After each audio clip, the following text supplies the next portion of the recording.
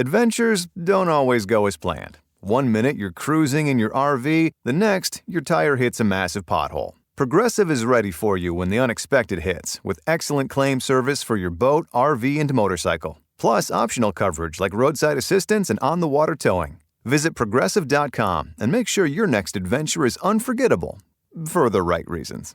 Progressive Casualty Insurance Company and Affiliates. Not available in all states or situations. Coverage is subject to policy terms and limits.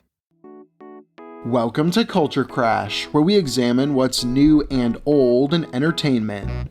The modern superhero genre really kicked off in 2002 with Sam Raimi's Spider-Man, which incorporated heavy CGI to help Tobey Maguire's Peter Parker swing wildly around New York City. In 2008, Christopher Nolan's The Dark Knight and Jon Favreau's Iron Man brought new global attention to the genre. And for the next 11 years or so, superhero movies absolutely dominated at the box office. The MCU brought audiences in droves, even for seemingly minor characters like Ant-Man or the Guardians of the Galaxy. But we're in a bit of a post-boom time now. Since the release of Avengers Endgame in 2019, there have been more misses than hits in the superhero genre.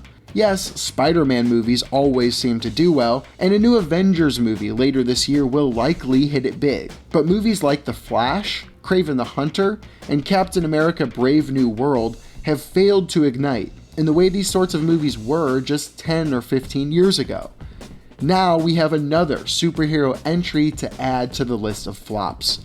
The Warner Brothers film Supergirl. Just the second movie in James Gunn's new DC universe, the film from director Craig Gillespie has nowhere to go and wastes a solid performance from lead Millie Alcock. Supergirl wants to be a fun intergalactic extravaganza, drawing on Gunn's Guardians of the Galaxy films and elements of Star Wars, but it's executed in a way that ultimately just feels like something audiences have seen over and over again. The tension never hits, the plot follows a formula full of narrative convenience, and the third act optimism feels exceptionally 2014 coded.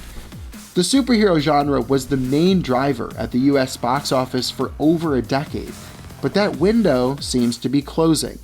The genre just feels too picked over, and audiences are ready to move on. I'm Evan Rook.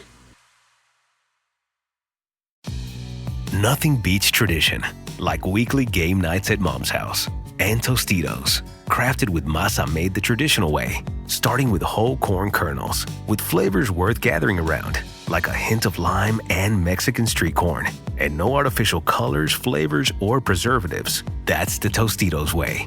Bring Tostitos to your next game night, and you'll be winning either way. Tostitos, tradition matters.